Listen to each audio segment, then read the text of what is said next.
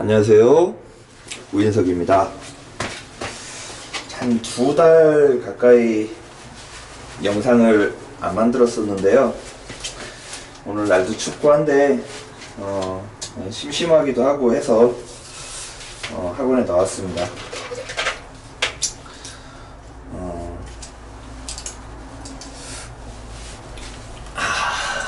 진짜 춥습니다. 요즘 날씨 며칠 동안.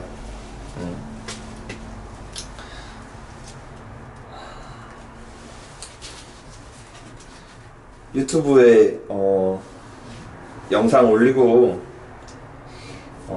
가끔 핸드폰으로 제가 이제 그 카카오톡 아이디를 유튜브에 이제 남겨놨더니 문자도 오시고 전화도 가끔 올 때가 있는데 아무튼 재미도 있습니다. 유튜브 영상 만드는 거. 근데 제가 만든 영상을 각자 이제 보시고 이렇게 본인의 이제 그 생각을 남겨두시는데 용접을 잘한다 못한다 너무 막 좀 뭐라 그래서 기분이 안 좋아요. 전 용접 잘한단 말은 안 했는데 너무 뭐라고 하세요. 이 영상을 만드는 어떤 또 제작자의 의도도 있는 것인데 그런 부분도 한번 헤아려 주셨으면 좋겠습니다.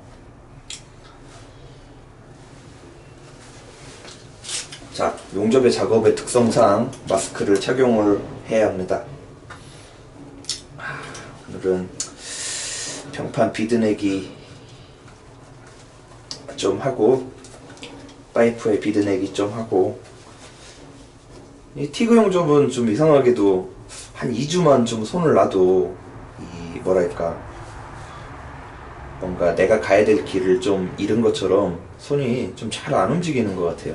그래서 손을 조금씩 풀어줘야 할 것 같아요. 자, 저는 그러면은 연습 시작하겠습니다.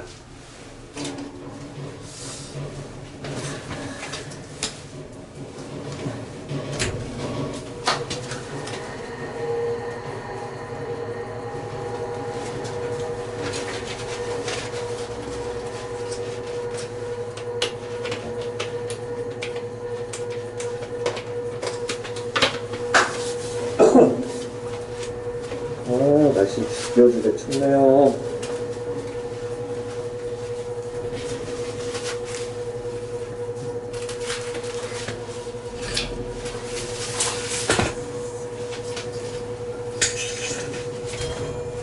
호스로 끊고 그렇고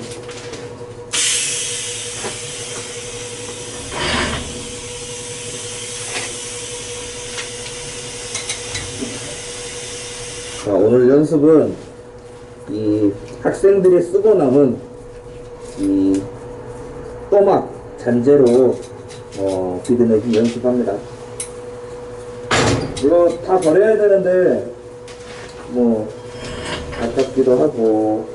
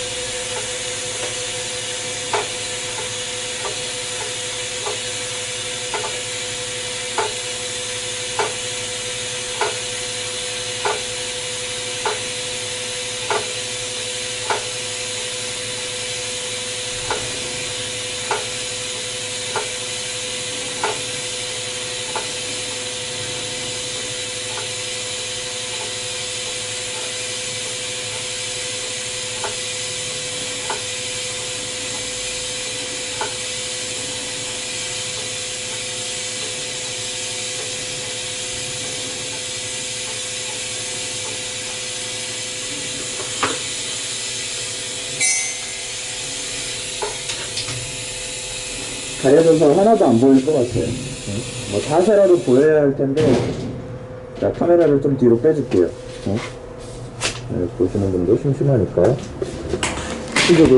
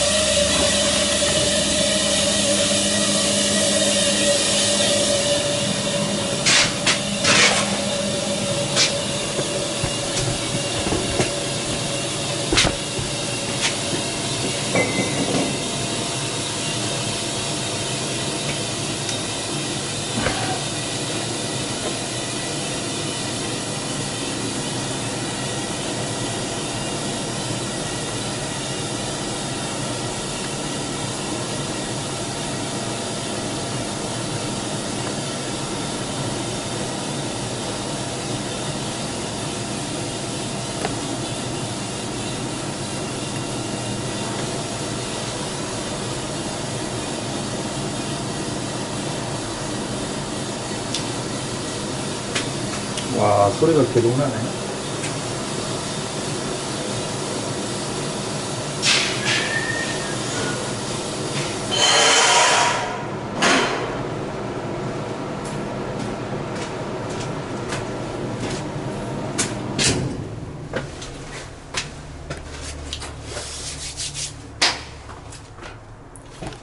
따뜻합니다.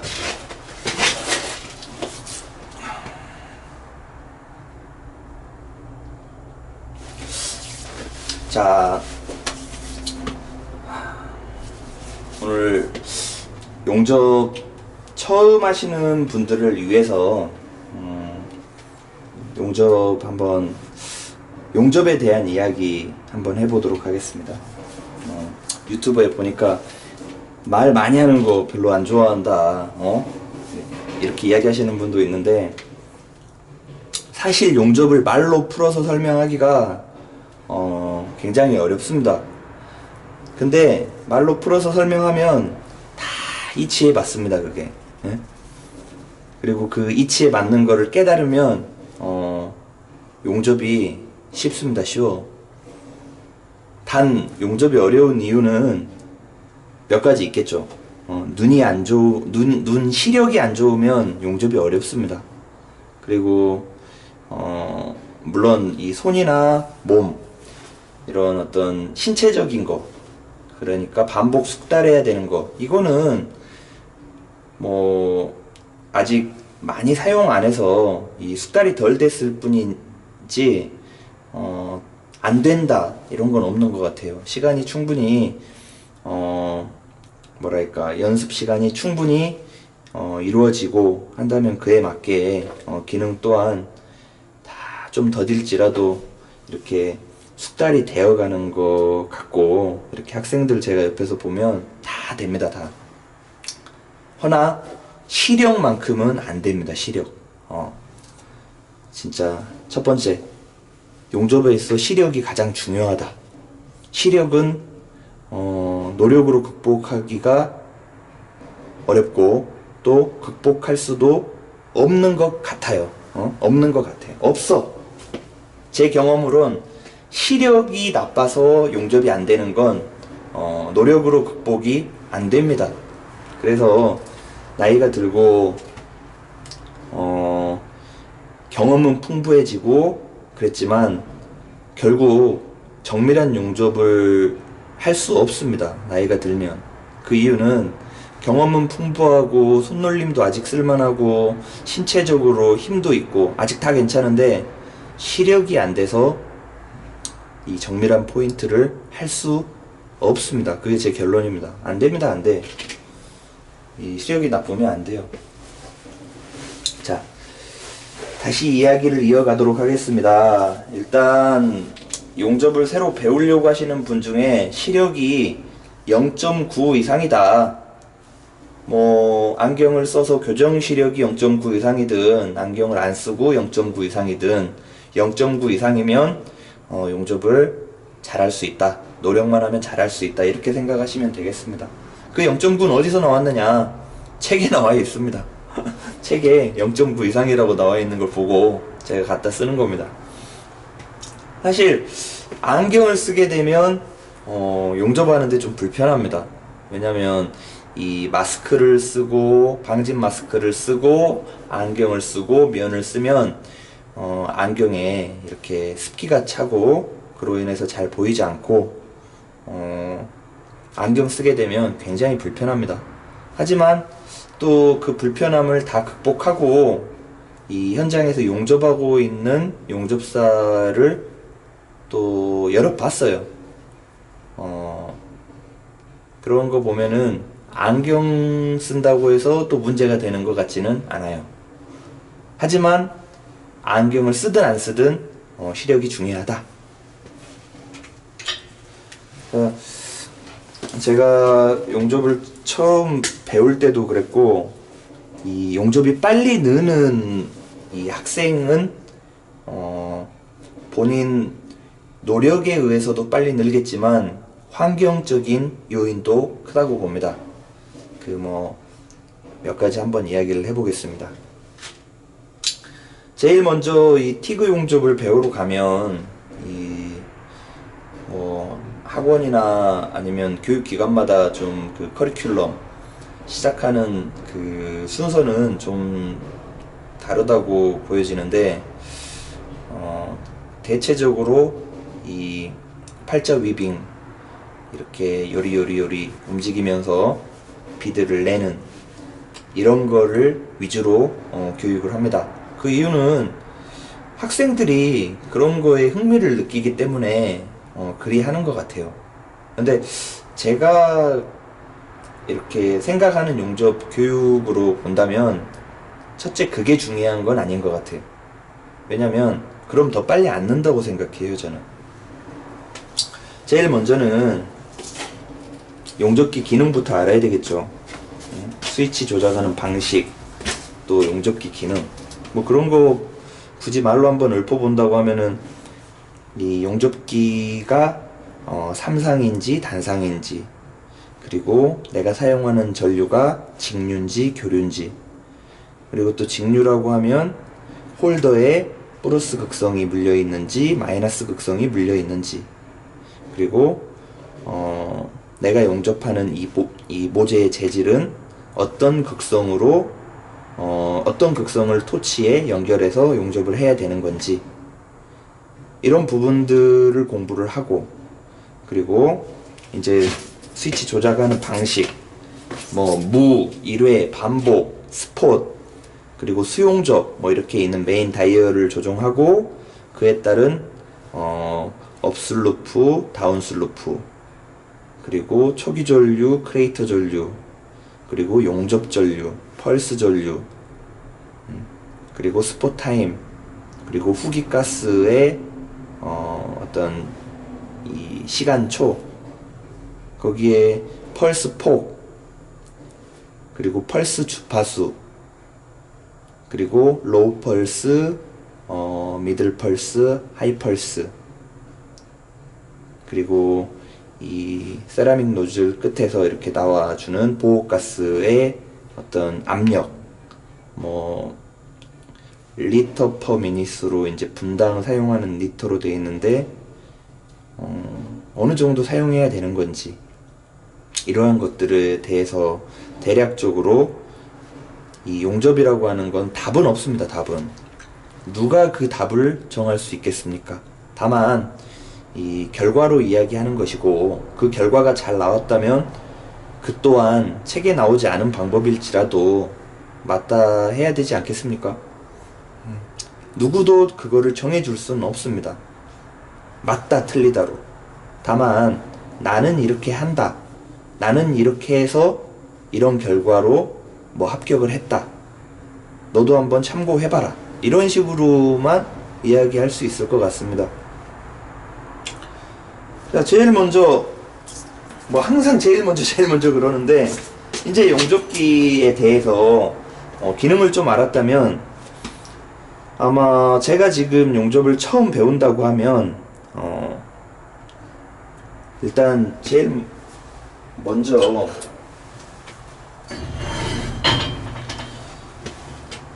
이 쇠를 녹이는 것부터 가르칠 겁니다. 이렇게 쇠를 녹이는 거.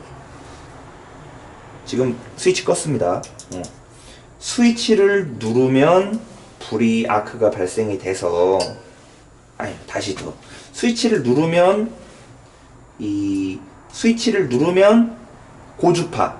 고주파가 찌리리리리 하고 발생이 돼서 이 텅스텐 전극봉이 모재에 터치를 안 해도 아크를 발생시켜주고, 그렇게 해서 설정해놨던 초기 전류에 어떤 전류가 발생이 되고, 이렇게 해서 스위치를 떼면 설정해놓은 업슬루프에 해당하는 시간에 걸쳐서 용접 전류로 올라가고, 그리고 다시 한번 스위치를 누르면 다운슬루프가 동작하면서 크레이터 전류로 떨어지고, 떼면 꺼지고, 이렇게 스위치 조작하는 방식을 먼저 연습을 시키고, 기본적으로 뭐 그거는 1시간이나 2시간, 또는 머릿속으로 알았다고 해서 이 엄지손가락이 자연스럽게 탁탁탁 가능하면 이 토치에 흔들림이 없이 누를 때마다 막 이렇게 토치가 막 움직이면 안 되겠죠. 이렇게 흔들림이 없이 엄지손가락으로 딱 스위치를 누를 수 있어야겠죠. 그리고 그러면서 교육해줘야 되는 게 제가 봤을 때는 이 파지법이에요. 파지법. 어떻게 잡아야 될지. 어떤 사람은 또 이렇게 막 잡고 있고 어떤 사람은 또 이렇게 잡고 있고, 아무튼 다양합니다. 잡고 있는 게. 저는 잡는 방법은 이것도 역시 한 가지 방법만 있는 게 아니고 그 상황에 따라서 잡는 방법 또한 용접이 가능하다면 어떤 방법으로 잡아도 상관없다 생각합니다. 다만 처음에 배우는 사람은 두 가지로 잡는 방법을 이야기를 합니다. 이 스위치가 전면에 이렇게 싹 와서 이 라인을 따라서 이렇게 와서 엄지손가락을 이 위에 올리고 스위치를 눌렀다 뗐다 하면서 용접을 할 땐 이 손을 여기다 이렇게 살짝, 잡을 때는 탁, 잡을 때 이런 느낌으로 잡고, 또 하나는 얘를 이 검지손가락으로 이렇게 잡는 겁니다. 이렇게 이쪽으로 이렇게 이렇게.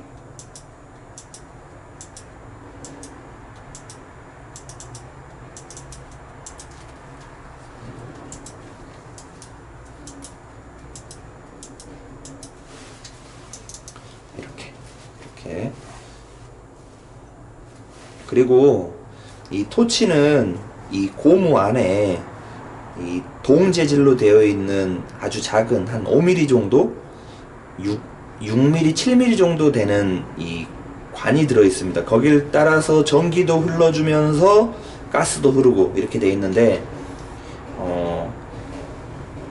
사실 용접하기에 적합하도록 얘를 휘어 쓰기도 합니다. 이렇게. 근데 휘어 쓰라고, 구부려 쓰라고 나오는 토치가 있고, 이제 플렉시블이라고 좀 자연스럽게, 그렇지 않고 좀 이렇게 뭐랄까 생긴 그대로 사용하는 그런 토치가 있습니다. 이거 막 함부로 막 구부리지 않아도 되고, 참고로 이 위빙을 할 것 같으면 얘가 약간 얘가 이렇게 약간 구불려져 있는 게, 이렇게 이거 자체가 약간 뒤쪽으로 이렇게 약간 구불려져 있는 게 좋은 것 같아요. 얘가 만약에 앞으로 이렇게 이 목이 이렇게 수그려져 있다면 위빙하는데 좀 느낌이 더 이상하고 안 좋은 것 같아요. 자, 이렇게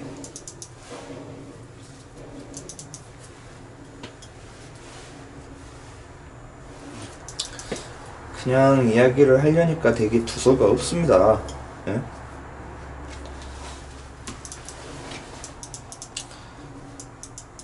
스위치 이 잡는 방법.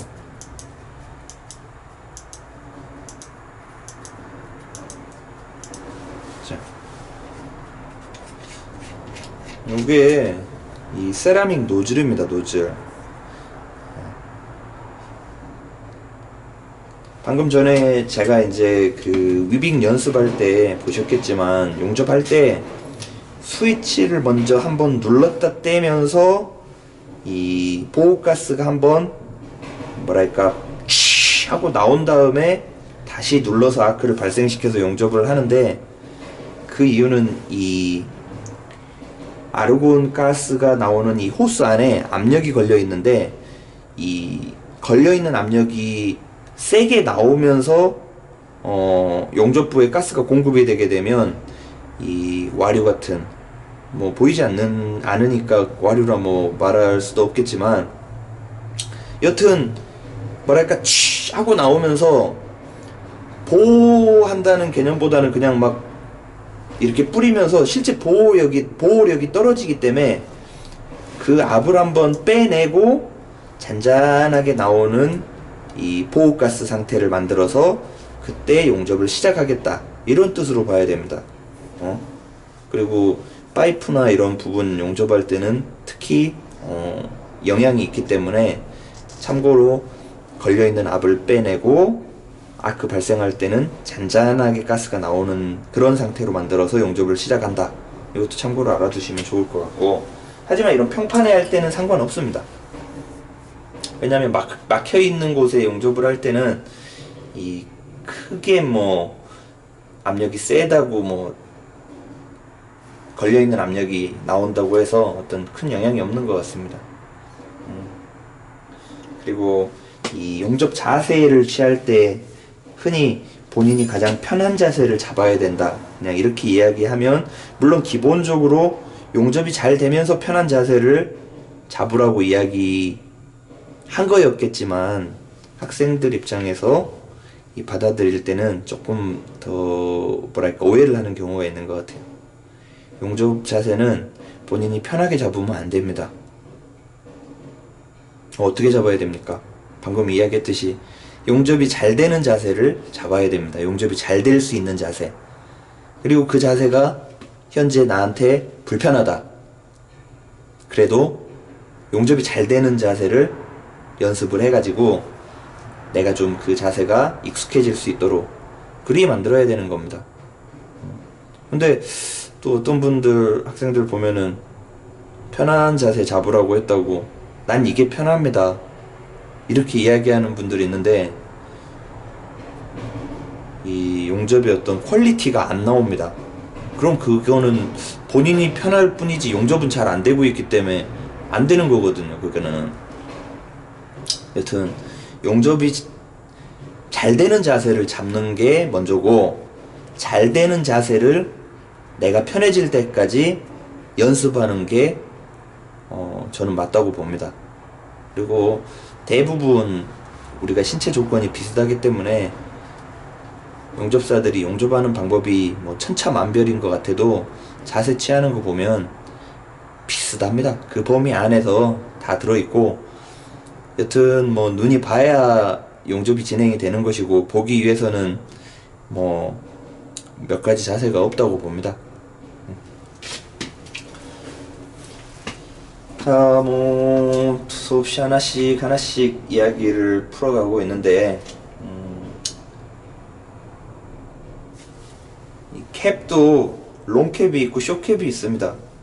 그리고 그 이유는 롱캡은 텅스텐 전극봉을 긴 걸 꽂았을 수가 있고, 숏캡은 텅스텐 전극봉을 조그만한 거를 꽂았을 수 있지만, 장소가 협소할 때 이 토치를 운영하기에 이 캡이 이게 없다고 생각했을 때 여기가 더 짧아지니까 좀 더 공간이 협소한 데에서 사용할 수 있다는 거. 그리고 이 세라믹 노즐도 호수가 있습니다. 이 번호가 커지면 커질수록 이 세라믹 노즐의 이 경이, 지름이 커지는데, 이거는 한 두 가지 의미가 있는 것 같아요. 이 지름이 크게 되면 위빙을 할 때 손놀림을 좀 작게 하더라도 비드의 폭이 크게 나오는 효과가 있고, 또 다른 효과는 이 세라믹 노즐 이 경이 크면 보다 조금 더 넓은 부위에 보호가스를 분사해주는 효과가 있는 것 같아요. 그래서 용접부의 어떤 컬러, 비드의 색상이 좀 탁하고 약간 회색빛이 나고 열을 많이 받은 것 같다, 달리 말하면 조금 더 산화가 진행이 된 것 같다 할 때는 세라믹 노즐을 가장 큰 걸 한번 껴보십시오. 그러면은 이 텅스텐 전극봉이 앞으로 지나가면서 열이 많이 받게 되면 뒤에서 굳어지고 냉각되고 굳어지고 이렇게 용접이 진행이 되는 과정 속에서 산화가 되는데, 텅스텐 전극봉이 가리키는 그곳 뒤쪽까지도 여기 보호가스를 뿌려줌으로써 조금 더 이 보호가스 분위기 안에 용접부, 냉각이 덜 된 부위를 둘 수가 있기 때문에 색깔이 좀 잘 나옵니다. 뭐 이야기가 좀 설명이 좀 어렵습니다. 아무튼 이 경이 큰 걸 끼면 비드색이 좀 안 좋은 사람이 좋아질 수 있습니다. 그 이유는 조금 더 넓은 부분에 보호가스를 분사를 하기 때문에 이 냉각 맞대는 시간이 좀 많이 필요한 그런 분들, 열을 많이 주면서 용접해 나가는 사람에게 조금 더 보호가스를 뿌려줌으로써 이 산화를 조금 더 방지를 해준다. 아무튼 이 경이 커지면 색깔이 조금 더 예뻐질 수 있다. 산화를 조금 막을 수 있다. 이렇게 생각하시면 되고, 또 이 용접에 있어 맞대기, I형 맞대기는 그냥 이렇게 개선, 그리고 이 뭐랄까 베벨링이 가공을 안 한 상태에서, 베벨 가공을 안 한 상태에서 이렇게 맞대는 거고, V형 맞대기나 뭐 홈을 파서 이렇게 맞대기를 하는 경우는 중간에 이 갭을 띄워서 하는 건데, 갭을 띄워서 이런 어떤 개선면이 생긴다고 봤을 때, 그 개선면에 맞게 이 개선면의 벽면을 타고 미끄러지듯이 위빙을 할 때, 백비드를 낼 때 거기에 맞는 이 경 사이즈를 선택해서 사용하게 되면은 백비드를 보다 더 안정적이고, 내가 조금 더 뭐랄까 이 균일한 어떤 피치로 이동을 할 수 있고, 이렇게 이제 백비드를 낼 수 있습니다. 여튼 뭐 그런 이 모재의 두께에 따른 그루브 형상, 간격에 맞는 또 이런 세라믹 노즐을 사용을 하고, 그리고 이 백비드 낼 때 위빙 방법은 이 벽을 타고 이렇게 미끄러지듯이 이렇게 미끄러지듯이 가기도 하지만, 이 각진 부분을 탁탁 걸어가듯이 그렇게 가기도 합니다. 이런 데를 탁탁 이렇게. 근데 용접은 이 뭐랄까 규칙적으로 이 토치에 있는 이 텅스텐 전극봉 이 끝이 아크 길이를 일정하게 유지하면서 각도도 일정하게 유지하면서 일정한 피치로 그 착착착착착착 가주기만 하면 용접은 잘 되는 것 같습니다. 기계처럼. 그리고 그에 맞게 왼손이 용가지 공급, 용접봉을 딱 적절한 타이밍에 공급을 해주고, 이렇게 하기만 하면 용접을 잘 됩니다. 그래서 용접 연습이라고 하는 게 결국 이 토치에 있는 이 텅스텐 전극봉이 균일하게 착착착착착 이렇게 앞으로 파이프가 됐든 이 평판 플레이트가 됐던 그것만 잘하면 됩니다. 첫째. 그리고 나서 오른손이 그렇게 좀 잘 가준다고 하면 그에 따라서 이 텅스텐의 어떤 움직임에 맞게 이 불꽃이 올 때 이 뭐랄까 이 용가제를 싹 밀어 넣어주면 됩니다. 그 박자에 맞게. 그 박자가 안 맞으면 넣고 싶어도 넣을 수가 없습니다. 어떻게 이 용접봉을 녹일 겁니까? 이 텅스텐 전극봉 끝에서 나오는 그 아크가 왔을 때 넣을 수가 있는 겁니다. 이게 왔을 때 싹 왔을 때 이렇게. 예? 근데 왔을 때 안 넣고 갈 때 넣으려고 하면 절대 안 들어갑니다. 이게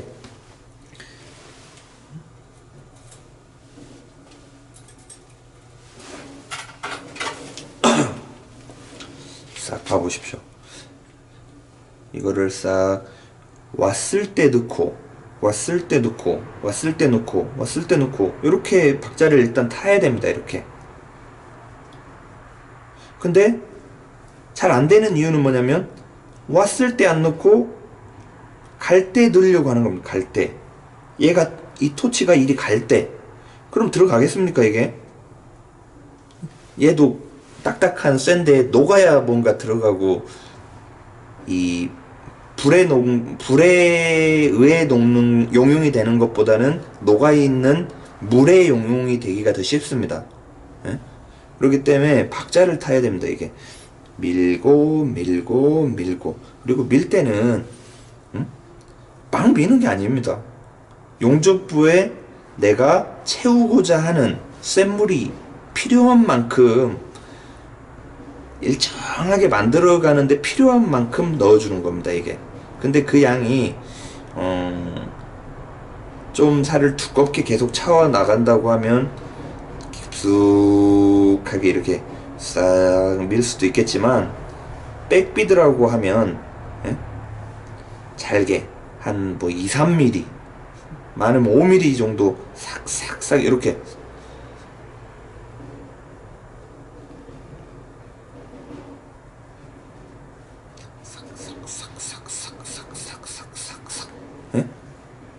박자를 맞춰서 그렇게 미는 겁니다. 그리고 무조건 많이 미는 게 아니고 용접부 물을 보면서 살짝 자, 이 봉 밀어넣는 것도 맨 처음에 다른 사람 하는 거 보니까 분간이 안 갑니다.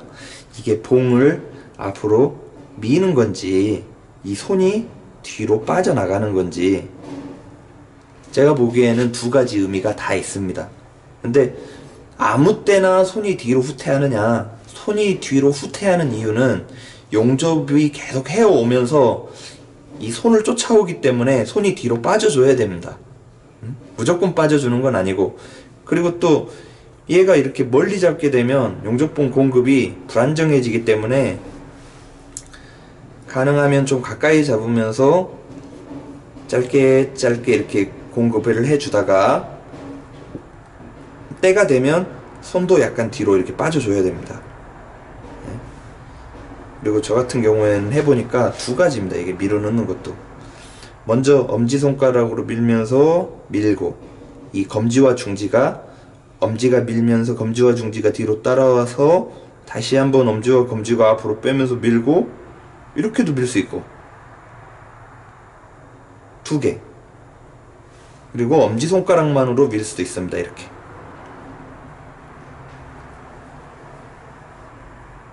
그리고 이렇게 미는 분도 있고.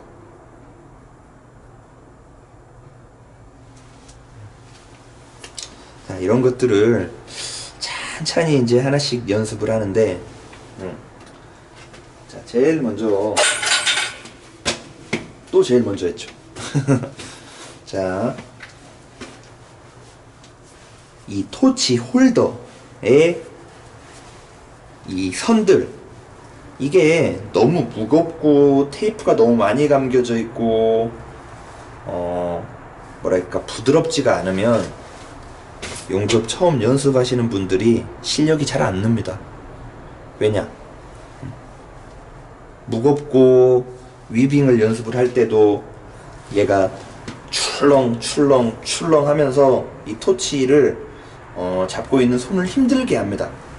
근데 그거를 좀 하다 보면 위빙에 의해서 이 선이 출렁거릴 때 이 출렁거리는 박자를 타면서 또 위빙을 하기도 합니다. 근데 이 박자, 이 출렁이는 거하고 반대 방향으로 자꾸 이 손을 움직이려고 하면 이 선이 출렁일 때 이 손을 뭐랄까 불안정하게 만들죠. 그래서 이 선을 이 손에 감는 분도 있고 또는 목에 감는 사람도 있고 이렇게 어디에다가 싹 걸쳐 놓고 이렇게 하는 사람도 있고 많이 있는데, 여튼 이 선을 최대한 부드러운 선으로 또 무게가 덜 나가는 그런 상태로 또 이렇게 뭐랄까 꼬여가지고 잘 안 맞는 부분이 있으면 가장 좀 유연하게 만들어서 이 연습을 해야 됩니다. 그리고 이런 용접 다이가 내 키에 용접을 가장 잘 되게 하는 그런 위치에 오지 않은 사람은 처음에 용접이 잘 되는 맛을 보기가 좀 어렵습니다. 가장 자기 키에 잘 맞는, 용접이 가장 잘 될 수 있는 그런 높이, 그런 테이블, 그런 위치에 놓고 연습을 진행했을 때 보다 빨리 깔끔한 비드, 좀 더 안정되고 예쁜 비드의 맛을 보고 한번 되기 시작하면 그 비드를 계속 내기 위해서 이렇게 반복 숙달할 수 있는 그런 상황이었는데, 맨 처음에 자세는 힘든 자세로 하고 자꾸 안 되는 결과를 내게 되면 안 되는 원인만 찾게 되는데, 제가 봤을 때 잘 안 된 용접의 원인을 찾는 거는 처음 하는 사람이 할 게 아닙니다. 원인 찾지 마십시오. 왜냐? 학원이나 이런 교육기관에서 잘 될 수 있는 방법을 가르쳐 주기 때문에 시키는 대로 하려고 해야지, 시키는 대로 안 해놓고 왜 안 됐는지 방법을 찾는 것 자체가 좀 아이러니합니다. 거꾸로 생각하면 시키는 대로 안 했기 때문에 안 되는 겁니다. 그럼 뭘 시키겠습니까? 당연하죠. 네? 스위치 조작 방식, 본인이 놓고 싶은 방식에 놓고 가스 잘 나오는지 확인하고, 자세, 편한 자세 잡고, 용접 잘 되는 자세 잡고, 텅스텐 돌출 길이, 내가 원하는 부분에 녹일 수 있을 만한 길이를 빼고, 또 내가 위빙을 한다고 하면 내가 위빙을 할 수 있는 안정적인 각도가 형성될 만큼 돌출시키고, 텅스텐 돌출 길이, 그리고 적당한 세라믹 노즐 끼고 아크 길이 일정하게 유지하면서 텅스텐 전극봉 예리하게 갈고, 그리고 각도 유지하고, 용접봉 텅스텐이 전극봉이 왔다 갔다 할 때 올 때 박자 맞춰서 밀어넣고, 이렇게 시키는 부분, 전류 용융풀 녹는 어떤 그 시간 또는 그 형상을 보고 전류 잘 맞추고, 이렇게 이야기하는 부분을 실제 용접을 하면서 반영을 하려고 노력을 하고, 그래야 연습을 해야 되는 것이지, 잘 못했던 거에 대해 원인을 찾는 거는 처음이 아닌 것 같아요. 그러면 잘 못한 원인을 찾는다기보다는 강사한테 이렇게 물어보십시오. 강사님, 제가 강사님이 하라고 하는 것 중에 어떤 부분을 지금 제가 놓치고 있는 것 같습니까? 한번 제가 하는 거 한번 봐주셨으면 좋겠습니다. 제가 이렇게 한번 해볼 테니까 한번 봐주시고, 제가 어느 부분을 좀 놓치고 있는지, 또 어느 부분을 더 이렇게 보완을 해야 되는 부분이 있는지 한번 체크 부탁합니다. 이렇게 해서 본인이 미흡한 부분을 잡아 나가야 됩니다. 맨 처음에 용접 비드 자체의 문제점을 찾는 거는 말도 안 됩니다. 왜냐? 텅스텐 전극봉도 깨끗이 안 갈죠. 가스 유량, 압력도 잘 안 맞추죠. 가스 유량은 사실 별 상관은 없습니다. 좀 세게 틀으나 좀 약하게 틀으나. 텅스텐 돌출 길이, 이 잘 아직 모르죠. 어느 정도 빼야 되는지. 그것까지는 뭐 강사가 다 해줄 수 있습니다. 전류도 적정하게 그냥 맞춰드릴 수도 있습니다. 단, 이 손놀림이나 여러 가지 것들이 아직 숙달이 안 된 상태에서 아크 길이를 일정하게 유지하고, 또 이 토치의 각도, 뭐 진행각, 작업각들을 내 맘대로 컨트롤해 나가는 그런 부분이 숙달이 안 된 상태에서는 비드가 이쁘게 나오지 않는 겁니다. 그냥 숙달이 안 됐기 때문에 잘 안 되는 건데, 이게 뭐 전류가 세서 안 된다, 전류가 낮아서 안 된다, 어떤 원인을 찾는다는 건 말이 안 됩니다. 원인을 찾는 거는 기본적으로 숙달이 어느 정도 되는 사람에게 찾아주는 겁니다. 언더컷이 생겼다. 언더컷 왜 생깁니까? 전류가 세거나, 전류가 세면 바닷물이 해안가로 밀려왔다가 빠지면서 뭔가 모래나 이런 걸 좀 쓸고 안쪽으로, 바다 쪽으로 끌고 들어가듯이 녹은 샘물이 낮은 쪽으로 흘러가지고 파먹는 거 아니에요. 파먹는 거. 전류가 약간 세거나, 아니면 전류는 적당한데도 언더컷이 생긴다. 그럼 용접봉이 무조건 녹아야 용접이니까 언더컷이 생기는 거는 잘 녹았다는 뜻이고, 생긴 부분에 용접봉 녹는 물로 채워줘야 되는데 그걸 못 채우면 그게 언더컷이죠. 뭐 전류가 세서 언더컷이 생기는 것도 하나의 원인이고, 전류는 적당한데 본인이 컨트롤을 잘못해서 용접봉을 못 밀어 넣어서 못 채운 것도 언더컷 발생 요인이 되는 거고. 뭐 크게 보면은 그렇게 두 가지가 있을 수 있죠. 근데 그거는 본인이 어느 정도 컨트롤을 할 줄 아는데 몰라서 못했다고 하면 그런 걸 알려주면은 잘 되겠죠. 아니면 파이프로 말하면은 시계 방향에 따라서 운봉의 어떤 그 모양이 좀 달라져야 되는데, 위빙에 그런 부분을 몰라서 언더컷이 생긴 거라면 잡아줄 수가 있는데, 전혀 용접 속도를 어느 정도 속도로 해 나가야 되는지에 대한 아직 그 사전 지식이 없고, 또 지식이 있다 한들 아직 이 손을 그렇게 어떻게 움직일 수 있는 능력이 없다 하면 아는 지식도 구현이 안 되겠죠. 응? 그런 상황에서는 비드를 보고 뭐가 문제인지를 찾는 것 자체가 좀 뭐랄까 더 어렵게 만듭니다, 배움을. 한번 이 지금 어떤 배움의 그 과정 속에 있다 하면 아무튼 저는 그걸 제일 좋아합니다. 자, 강사님, 제가 이렇게 한번 해보겠습니다. 한번 저 하는 걸 좀 보시고 강사님이 하라고 한 부분 중에 어느 부분이 조금 잘못되고 있는지, 또 어느 부분을 제가 놓치고 있는지 한번 봐주십시오. 진짜 이게 제일 중요합니다. 근데 그것들은 처음에는 좀 어려울지 몰라도 이제 한 2주 정도 하고 나면 아주 기본인 것입니다. 그거는 용접 잘하는 방법은 정해져 있습니다. 아크 길이, 작업각 진행각, 그리고 용접 전류, 그 다음에 속도, 이런 것들만 잘하면 됩니다. 그 다 누가 합니까? 이 손으로 내가 해 나가는 건데. 여튼 용접은 정말 이치에 딱 맞는 거고, 이 알고 있는 지식을 몸으로 구현해 나가는 것 같아요. 이치에 딱 맞습니다, 진짜. 그 이치에 맞게 손 놀림, 이런 기능적인 거를 하게 되면 용접은 잘 될 수밖에 없습니다. 전 제일 학생들한테 많이 쓰는 이 말이,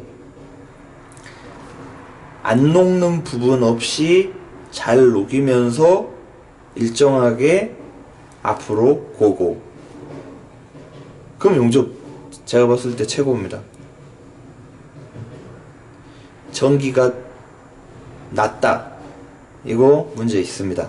전기가 세다, 문제 있습니다. 용접 전기는 그렇게 이야기하는 게 아닌 것 같습니다. 적당한 전기, 하지만 용접을 하기에 적당한 전기 안에는 낮은 쪽 전기가 있고 약간 높은 쪽 전기가 있습니다. 자동차 운전으로 말하면 규정 속도가 100km다 그러면 이 고속도로에서는 또 60km 미만으로 달려도 안 된다고 누가 또 그렇게 이야기를 하던데, 그러면 90km도 괜찮고 100km도 괜찮고 105km도 괜찮습니다. 그런 것처럼 이 고속도로에서의 이 스피드로 어떤 게 적당하냐라고 물어보면 90이라고 안 되고 100은 되고 이렇게 이야기할 수 있는 부분은 아니죠. 90도 괜찮고 100도 괜찮고 80도 괜찮고 108도 괜찮고 이게 괜찮은 거죠. 근데 용접도 마찬가지로 쇠가 녹는 범위 안에서 쇳물이 조금 이렇게 뭐랄까 물을 끌고 갈 수 있는 조건이 형성이 된다 하면 그 전부터 시작을 해서 너무 잘 녹아서 쇳물을 끌고 올라가기 어려울 정도의 전기가 아니면 이 범위가 좀 있는 것 같습니다. 딱 100A다 이렇게 이야기는 못한다는 이야기죠. 90A부터 뭐 120A 사이에서 본인 스타일에 맞게 적정한 전기를 찾아 쓴다, 요런 게 답인 거죠. 그럼 저 같은 경우는 전기에 용접이 되는 전기의 하한치와 이제 상한치를 좀 이야기를 하는 편입니다. 그 안에서 한번 용접 전기를 맞춰서 해보자는 식으로. 근데 어떤 분들은 저는 용접을 처음 배울 때 이 직류 전류를 측정할 수 있는 후크메타를 샀는데, 현장에 용접하시는 분들은 엠마 너 그거 전기를 네 느낌으로 알아야지 그렇게 해서 용접 배우겠냐? 이렇게 이야기 하시더라고. 근데 용접 처음 배우는 사람은 후크메타 꼭 사야 됩니다. 그래야 빨리 납니다. 빨리. 왜냐? 용접이 되는 범위의 하한치와 상한치를 제가 정해드리면 그거를 본인이 재서 느낌을 이렇게 빨리 득할 수가 있습니다. 배울 수가.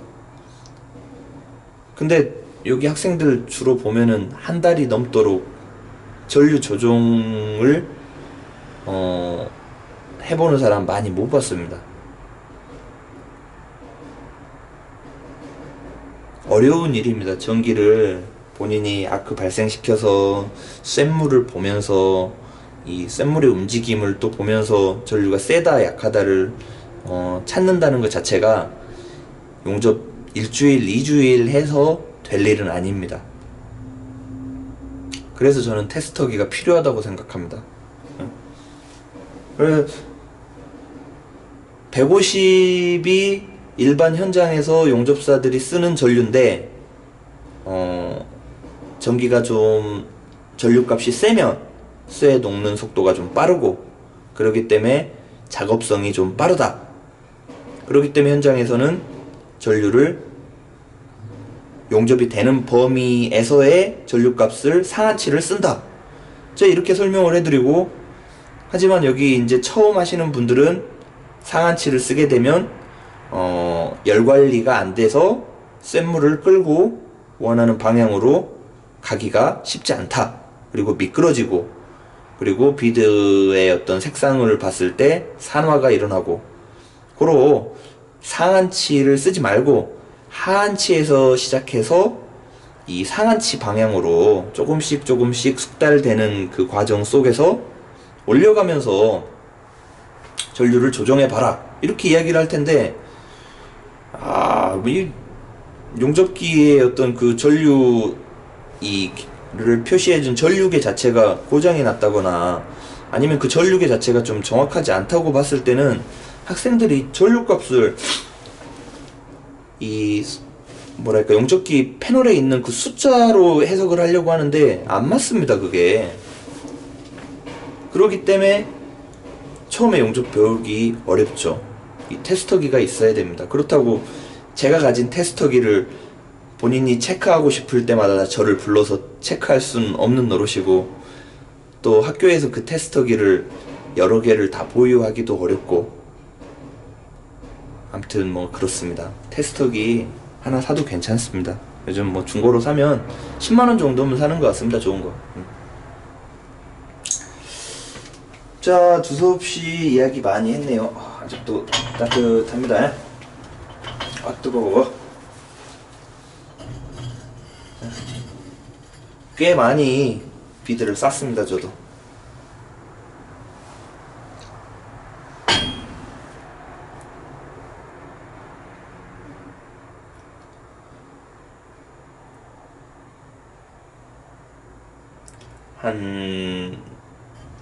저는 이 판 하나에 지금 2달째 여기다 쌓고 있습니다.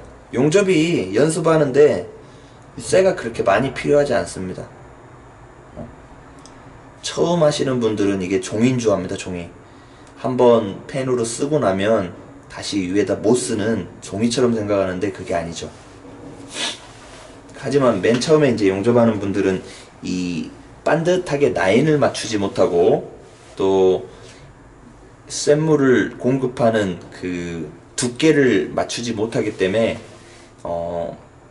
판 자체를 이렇게 균일하게 고르게 용접 복잡해서 사용하긴 좀 어렵지만 처음에 습관을 잘 들이면 철판 하나만 가지고도 뭐랄까 팔자 위빙을 완전 마스터할 수도 있는 것 같습니다.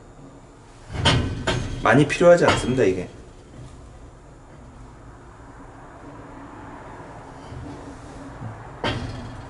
그리고 용접은 급하게 생각할 부분은 아닌 것 같고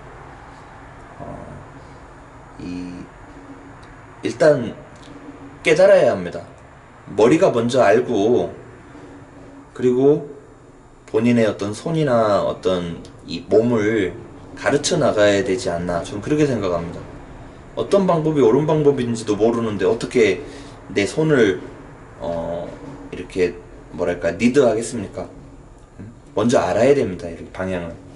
그래서 강사가 이제 그런 부분을 코칭을 해드리는 거고, 그리고 하라고 하는 부분을 잘 이해하고 뭐랄까 실제 반영을 하려고 해야 합니다. 가장 중요한 거는 이 아크 길이, 그리고 토치의 각도, 그리고 용접 속도, 물론 전류도 잘 맞춰야 되고요. 그런 것들이 가장 중요합니다. 그거를 아주 적정하게 전부 다 맞춰내면 그때 비로소 용접이 잘 됩니다, 진짜.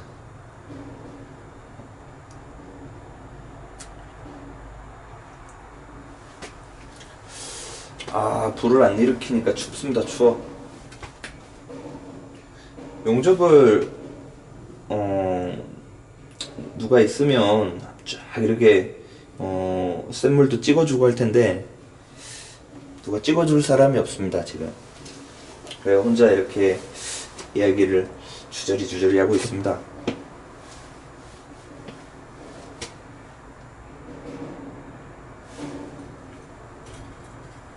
어떤 분도 질문 많이 하는데 이 티거 용접 팔자 위빙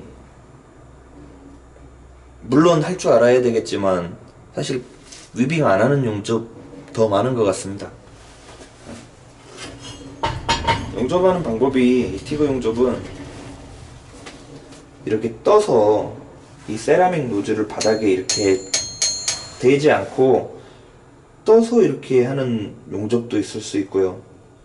이렇게 손 자체를 떠서 하게 되면 안정이 안 되기 때문에 이런 손가락 하나를 이런 철판에다가 지지를 하면서 이렇게 떠서 하기도 하고, 근데 이렇게 손가락 하나를 지지를 하면서 떠서 할 때는 토치의 각도가 내가 용접을 하기에 좋게 구부러져야 됩니다, 얘가.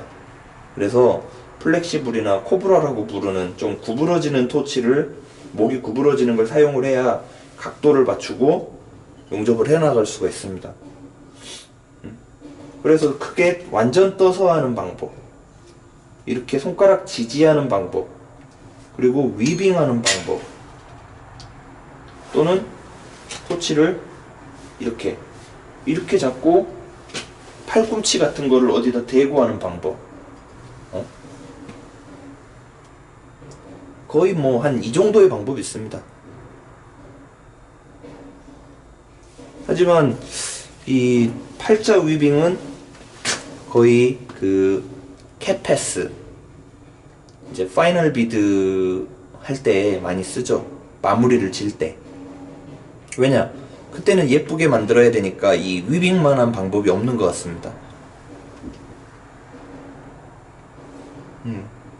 그리고 이제 위빙이라고 보긴 그렇지만 파이프 용접을 할 때 거기에 이제 베벨링, 개선 각이 쳐져 있는 곳에 V형 맞대기를 할 때나 이럴 때는 이 개선면을 따라서 또 뭐랄까 팔자 위빙과 같이 까딱까딱까딱 이렇게 해 나가면서 보다 좀 안정적으로 해 나갈 수 있는 부분이 있고, 근데 파이프라고 해도 뭐 수평 자세나 이런 부분에 있어서는 그냥 아까 이야기했듯이 손가락 지지 방법으로 이 토치를 좀 꺾어 가지고 그렇게 사용하는 방법도 있고요. 대부분 그렇습니다. 그래서 용접 자체는 크게 어려운 건 아닙니다. 알려드릴 것도 많지 않습니다. 단순히 그 몇 가지의 어떤 조합으로 용접이 잘 되는데, 다시 한번 이야기하지만 전류 처음부터 잘 맞출 수 있는 건 아니지만 강사가 맞춰줄 수 있습니다. 용접이 되는 하한치와 상한치 중 이제 처음이기 때문에 하한치와 중간치 정도의 중간 정도, 이 정도 맞춰줍니다. 그 다음에 중요한 겁니다. 전류값은 맞춰주고 텅스텐 예쁘게 갈아주고 가스 유량 한 10에서 15 정도 놔주고, 돌출 길이 잘 맞춰주고 세라믹 노즐 적당한 거 껴주고, 이 라인 좀 정비해주고 유연성 좋게, 예? 그때부터 이제 뭘 중요하게 해야 됩니까? 아크 길이 중요합니다. 아크 길이. 그리고 토치의 각도 중요합니다. 물론 토치의 각도가 틀려지면 아크 길이가 변동이 있기 때문에 둘은 좀 연관성이 있습니다. 그리고 더 중요한 거, 제일 어려운 게 용접 속도입니다. 어느 정도 속도로 앞으로 가야 되는 건지. 이렇게 세 가지 진짜 중요하고, 이 속도가 가장 배우기 어렵습니다. 물론 이 세 가지를 하면서 뭘 해야 됩니까? 안 녹는 부분 없이 전부 녹이면서 앞으로 가야 됩니다. 하지만 한번 녹았다가 냉각이 된 부분을 다시 녹일 필요는 없습니다. 왜냐? 낭비고 쇠 입장에서 두 번 죽는 일이기 때문에 그렇게 할 필요는 없습니다. 그래서 말로 표현하자면 안 녹는 부분 없이 녹이면서 녹았던 부분을 다시 녹이지 않으면서 아주 경제적이고도 효율적으로 착착착착 아크 길이 일정하게 유지하면서 가면 됩니다. 아크 길이가 길어지면 집중성이 없어서 내가 원하는 부분을 효과적으로 녹이지 못하고, 또 그 녹이지 못했을 때 난 앞으로 전진을 못하고, 그러다 보면은 용접 부재, 모재에 열을 많이 가하게 되고, 그러다 보면 미끄러지기도 하고 산화가 일어나고 썩 좋은 방법이 아닙니다.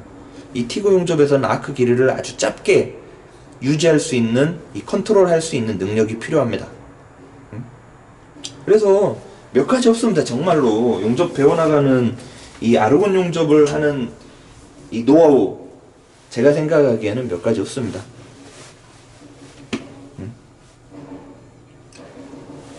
물론 이 용접 방법에 있어서 몇 가지 없지만, 이렇게 이야기만 하면 또 태클 엄청 들어올 겁니다. 재질에 따른 용접 방법의 어떤 차이가 있기 때문에 그런 부분은 또 지식을 습득을 하고, 또 남이 하는 걸 한번 보게 되면은 따라할 수 있습니다. 철 용접이 좀 다르고 스테인레스 용접이 좀 다르고, 그러니까 탄소광 용접이 좀 다르고 스테인레스광 용접이 좀 다르고 알루미늄 용접이 좀 다르고, 또 이 구리합금 용접이 좀 다르고, 그 재질에 따른 용접 방법, 이 녹는 정도나 이런 게 좀 달라서 그렇지, 내가 내 손을 컨트롤하는 능력 자체는 제가 봤을 때 뭐 비슷하지 않나 이런 생각합니다. 더 빨리 착착착착착 움직이기도 하고 좀 느리게 싹 움직이기도 하고, 아크 길이를 좀 짧게도 할 줄 알고 좀 길게도 할 줄 알고, 또 잘게 빠르게도 할 줄 알고, 좀 넓게 피치를 넓게 갈 줄도 알고, 용접봉을 짧게 착착착 넣기도 하고 좀 길게 쭉 넣기도 하고, 이 손을 움직일 수 있는 그 기능적인 부분만 어느 정도 잡힌다면 용접하는 방법 누군가 코칭해주고 또 누군가 하는 거를 좀 옆에서 관찰할 수 있다면 쉽게 전 따라하리라고 생각합니다. 맨 처음에 티그 용접을 배우는 입문자에게 가장 중요한 건 이 카본, 탄소광, 일반 우리가 영광, 이런 흔히 볼 수 있는 철, 그 용접에서 그 부재 연습으로 이 손놀림을 어느 정도 마스터하는 게 가장 좋습니다. 왜냐? 가장 저렴합니다. 그 처리. 스테인레스도 비싸고 알루미늄도 비싸고 티타늄 이 쿠퍼 구리 합금도 비싸고 다 비쌉니다. 이 철이 가장 만만하고 특히 그 파이프보다도 이 평판에다가 연습하는 것이 가장 저렴합니다. 그리고 또 아래 보기 자세로 평판에 연습하는 것이 또 가장 쉽습니다. 쉬우면서도 어렵고 어려우면서도 가장 기본이고 아래 보기를 마스터 해야 됩니다. 먼저. 그러면 이 손을 사용할 수 있는 능력이 어느 정도 되기 때문에 이제 용접이 되기 시작합니다. 자, 오늘은 저도 이제 들어가야 되겠습니다. 시간이 많이 돼서 이제 잘 시간이 돼서 내일 한번 학생이랑 같이 이 기초 한번 위빙하는 방법, 쇳물 움직이는 거 실제 한번 찍어서 보여드리도록 하겠습니다. 자, 저는 이만 여기서 마치도록 하겠습니다. 감사합니다. 안녕히 주무세요.